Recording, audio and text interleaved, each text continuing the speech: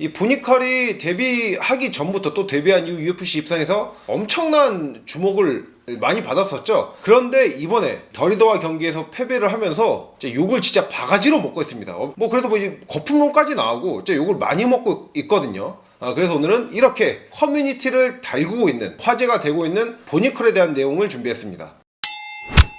그래서 결국에는 지금 커뮤니티에서 보니컬이 거품 아니냐 이런 얘기까지 나옵니다. 근데 이 거품론이 진짜 아이러니한 게 현대 MMA에서 레슬링은 가장 중요한 요소로 각광을 받고 있는 종목이잖아요. 그런데 이 레슬링에서 NCAA 디비전 1에서 3회 3번이나 우승을 하고 또 1회는 준우승, 거기다가 23세 이하 세계 레슬링 선수권대회에서 우승까지 했던 보니컬한테 이제 거품론이 나오는 것 자체가 좀 아이러니한 부분이긴 합니다.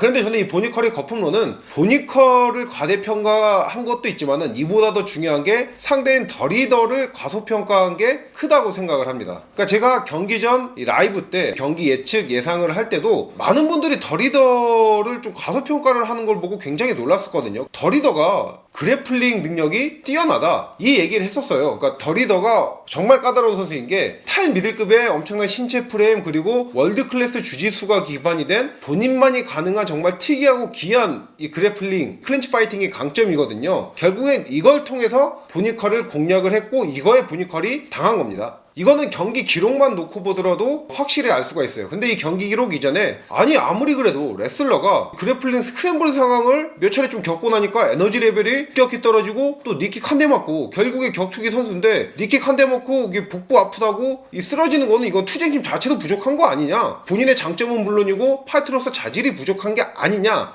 이런 얘기들이 많이 나오고 그 장면만 부각이 되고 있는데 그 장면이 나올 수밖에 없었던 게 바로 제가 앞서 말씀드린 더리더의 수준 높은 그래플링 클린치 파이팅이 있었기 때문입니다. 경기 기록만 단편적으로 봐도 명확히 알 수가 있어요. 더리더가 이 경기에서 2라운드 TK로 끝난 경기에서 14개의 바디샷을 시도를 해서 13개가 적중을 했습니다. 그리고 이 바디샷은 거의 대부분 니킥이었어요. 이 중량급의 선수가 온 힘을 다해서 찬 니킥이 2라운드 초중반까지 13개가 집약적으로 들어간다? 이거는 그 누구도 버틸 수가 없습니다. 그러니까 이 기록만 보더라도 이 그래플링 교체학 상태에서 더리더 같은 경우에는 단순히 본인의 뛰어난 주짓수 스킬을 활용해서 넘기고 꺾고 조르고 이런 관절기에만 집중을 한 게 아니라 본인이 니킥이나 엘보 이렇게 타격기를 섞을 때는 적절하게 섞은 걸 알 수가 있고, 반면에 보니컬은 그래플링 상황에서 본인의 장기인 레슬링적인 움직임만 가져가다가 더리더의 전반적인 그래플링 영역에 잠식을 당했다, 공략을 당한 이 경기가 되면서 패배를 당하게 된 거죠.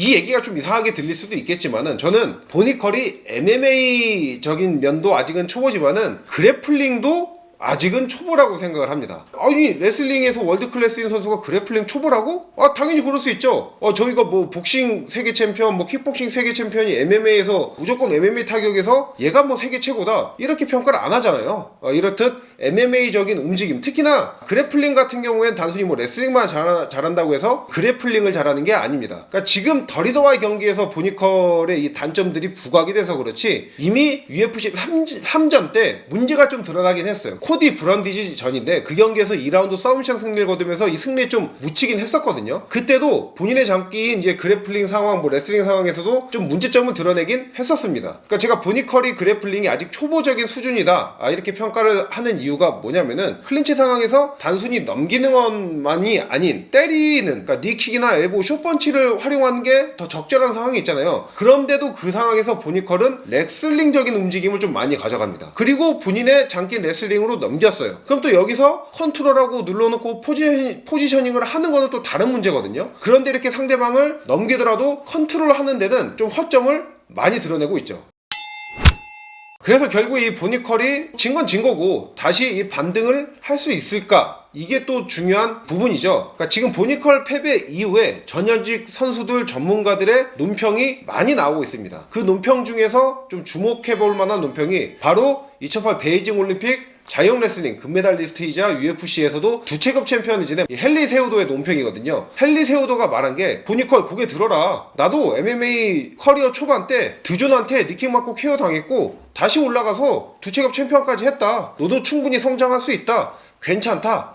이런 응원의 메시지, 응원이 담긴 메시지를 던졌습니다. 근데 저는 이게 단순히 헨리 세우도가 같은 레슬러로서 이 레슬러 후배를 챙겨주기 위한 인터뷰는 아니라고 생각해요. 진짜 진심이 담겨있고 본인이 그렇게 생각하게 했기에 얘기를 했다고 생각을 하거든요. 그러니까 둘이 지금까지 이 행보가 좀 결이 비슷한 면이 있는 게 헨리 세우도 같은 경우에는 2013년도에 MMA 프로 무대에 데뷔해서 2016년도에 UFC 플라이급 타이틀전은 드종과에서 그 경기에서 클린치 니킥에 의해서 KO 패배를 당했습니다. 근데 보니컬도 2022년도에 프로에 데뷔해서 프로 데뷔 4년 차인 2025년에 더리던을 상대로 클린치 파이팅에서 고전을 하다가 니킥에 지금 KO가 당한 거죠. 물론 세우도가 패배한 경기는 UFC 챔피언전이었고 보니컬은 이제 랭킹 진입전이었다는 매치의 중압감이라든지 이 거대함이 차이가 있긴 하지만 또 그때랑 지금은 또 선수층 이런 것도 또 다르니까 어느 정도 또 정상 참작이 가능한 부분도 있긴 하죠. 그래서 결국엔 저도 이 세우도 의견에 동의를 합니다. 보니컬이 아직 이제 만으로 29살이에요. 그리고 MMA 경력도 많이 되진 않았고요. 지고 이기고 반복하면서 부침을 겪더라도 본인이 방향성을 잘 잡고 꾸준히 3, 4년 이상 경력을 쌓으면은 그때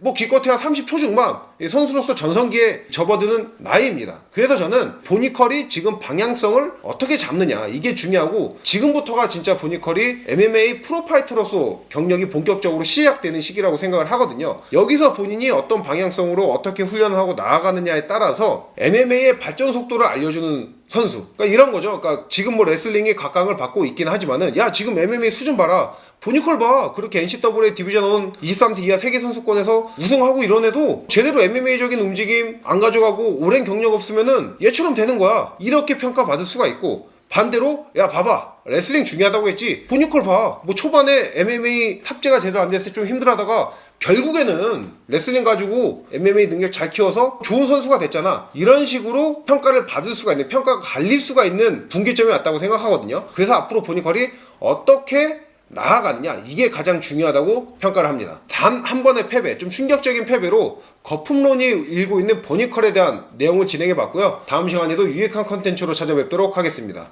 Let's dance!